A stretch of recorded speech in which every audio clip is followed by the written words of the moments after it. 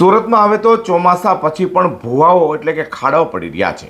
તો થોડા સમય અગાઉ શાહપુર વિસ્તારમાં મેટ્રોની કામગીરીને લઈને ભૂવા પડ્યા બાદ ફરી એક મસમોટો ભૂવો પડ્યો છે। લગ્ન પ્રસંગના મંડપમાં જ ભૂવો પડતા ખુરશીઓ ખાડામાં પડી હતી, તો સ્થાનિકોએ મેટ્રોના કામને લઈ આ ભૂવો પડ્યો અને આક્ષેપ કર્યો છે। સુરત શહેરના લાલગેટ વિસ્તારમાં આવેલા શાહપુર ખાતે એક મોટી દુર્ઘટના ઘટતા રહી ગઈ છે। લગ્ન પ્રસંગનો મંડપ પણ આ ભૂવામાં અડધો ગરકાવ થયો છે। તો 20 થી 25 ખુરશી આ ભૂવામાં ગરકાવ થઈ હતી। અંદાજિત 25 થી 30 ફૂટ જેટલો ઊંડો ભૂવો એટલે કે ખાડો પડ્યો છે।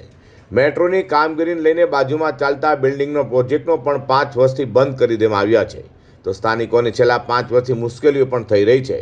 મેટ્રોના કર્મચારી માત્ર રાત્રે કામગીરી કરતા હોવાનું સ્થાનિક લોકોનો આક્ષેપ છે।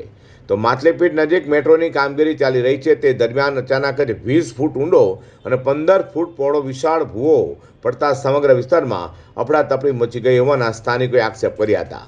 તો આખી રાત ભૂવાની અંદર માટી પૂરવાનું કામ ચાલ્યું છતાં સવાર સુધીમાં આ ભૂવો સંપૂર્ણ ભરાયો ન હતો। અગાઉ પણ મેટ્રોની કામગીરીને લઈને આ વિસ્તારમાં એક ભૂવો પડ્યો હતો। સાહેબ, ઘટના બની છે કે મેટ્રોના લીધે અહીંયા બે ભૂવા પડી ગયા, બરાબર 50-50, 60-60 ફૂટના બે ભૂવા પડી ગયા ના અમારા એરિયો આખો ખરાબ થઈ ગયો। બધા એરિયામાંથી ઘર ખાલી કરીને જાય છે। હવે કોઈ ઘરને કંઈ નુકસાન થાય તો એનો ભરણ પોષણ કોણ કરશે? ના આ જમીન જરાક બતાવવા લાગેલી છે, 5 વર્ષથી બંધ છે। આ મેટ્રોના લીધે જ બંધ છે। મેટ્રોવાળા ના એનઓસી આપે છે ના કંઈ આપે છે, બરાબર। તો બધું એ લોકોનું કેવી રીતના ચાલશે? અમારું પણ જરાક સોચવું પડશે ને।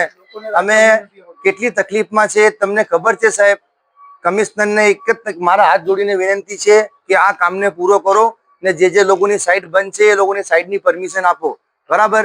નહીં તો પછી કાલ ઉઠીને કંઈ થાય તો બાકી કાલ ઉઠીને કંઈ થાય તો આ બધા માણસ 1000-1500 આદમી સુડા ભવન ને એસએમસી માં તમને મળશે, બરાબર। ને હવે કાલે 9 વાગ્યા ઘટના ભાઈ 50 થી 60 લોકો બચી ગયા મરતા। એ તો ઉપરવાળાએ બચાવ્યું, બરાબર।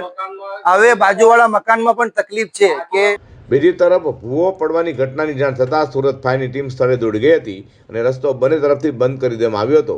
સાથે જ્યાં ભૂવો પડ્યો હતો તેની પાસેના મકાન પણ ખાલી કરી દેવામાં આવ્યો હતો। વધુમાં જે જગ્યા પર ભૂવો પડ્યો છે ત્યાંથી 150 મીટરના અંતરે 1 મહિના પહેલા પણ અહીંયા ભૂવો પડ્યો હતો।